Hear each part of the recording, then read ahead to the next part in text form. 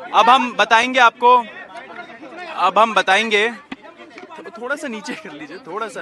अब मुझे भी वो लोग भी नहीं दिख रहे हैं। आज सुप्रीम कोर्ट में एक बहुत इंपॉर्टेंट हियरिंग हुई थी, जो जुलाई 20 को जंतर मंतर में और जंतर मंतर के पास जो बर्बरता हुई थी युवाओं के साथ, छात्रों के साथ, उसके बारे में बहुत सारे पिटिशंस आए थे सुप्रीम कोर्ट में इन्वेस्टिगेशन मांगते हुए पुलिस के खिलाफ।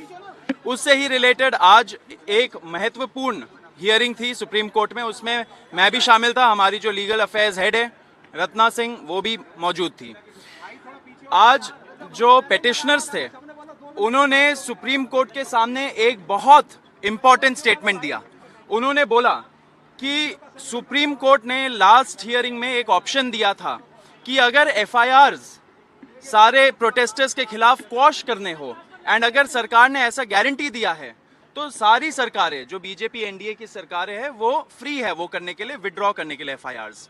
कोर्ट ने एक और ऑप्शन दिया। कोर्ट ने बोला कि हम सुप्रीम कोर्ट के तरफ से आर्टिकल 142 जो होता है कंप्लीट जस्टिस करने के पावर्स, उसको यूज करके सारे एफआईआर्स को हम सुप्रीम कोर्ट के तरफ से सब एक साथ ही क्वॉश कर सकते हैं अगर आप चाहे तो आज जो पिटिशनर के साइड से लॉयर थी वृंदा ग्रोवर जी, उन्होंने एक स्टेटमेंट दिया, बोला कि सुप्रीम कोर्ट को आर्टिकल 142 पावर यूज करके सारे जो एफआईआर्स है प्रोटेस्टर्स के खिलाफ वो क्वॉश कर देना चाहिए एक बार में। तो एक झटके में सारे एफआईआर्स देश भर में वो समाप्त हो जाते हैं।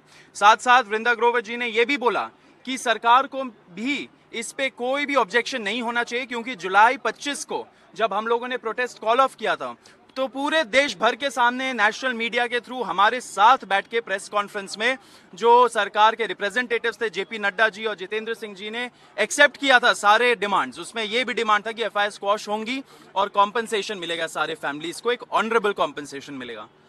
तो जब ये उन्होंने स्टेटमेंट दिया सुप्रीम कोर्ट में वृंदा ग्रोवर जी ने, तो गवर्नमेंट ऑफ इंडिया की तरफ से कुछ रिस्पॉन्स ही नहीं आ रहा था।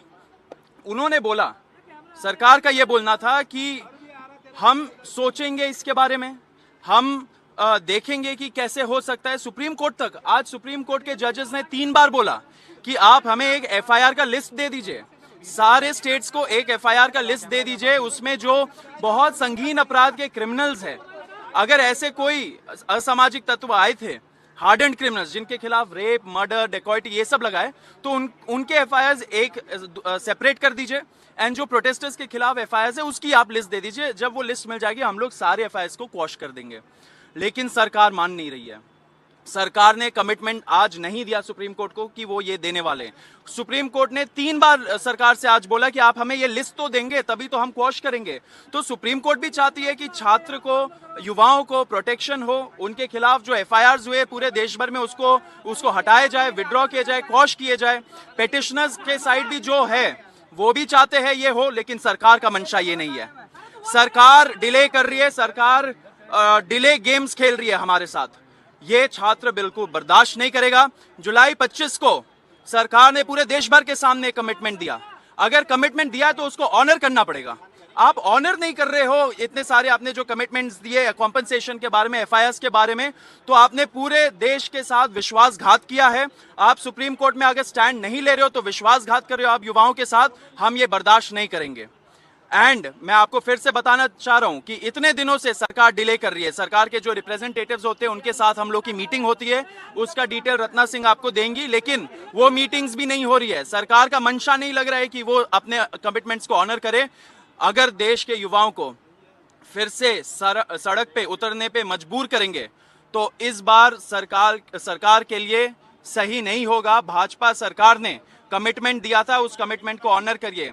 इससे हम आपके माध्यम से बता देना चाह रहे हैं सरकार को कि अगर आप अपना कमिटमेंट्स पे तेजी रफ्तारी से आप कुछ दिखाते नहीं हो स्टेप्स, अगर मीटिंग्स नहीं करते हो और सुप्रीम कोर्ट में क्लियर स्टैंड नहीं लेते हो, अगर आप सुप्रीम कोर्ट को लिस्ट नहीं देते हो एफआईआर्स की जो क्वॉश होनी है, तो फिर कॉकरोच जनता पार्टी का जो नेशनल वर्किंग कमेटी है उसका हम लोग फिर से एक बहुत इंपॉर्टेंट मीटिंग करेंगे एंड उसके बाद हम लोग डिसाइड करेंगे कि आगे क्या स्टेप्स लेने चाहिए।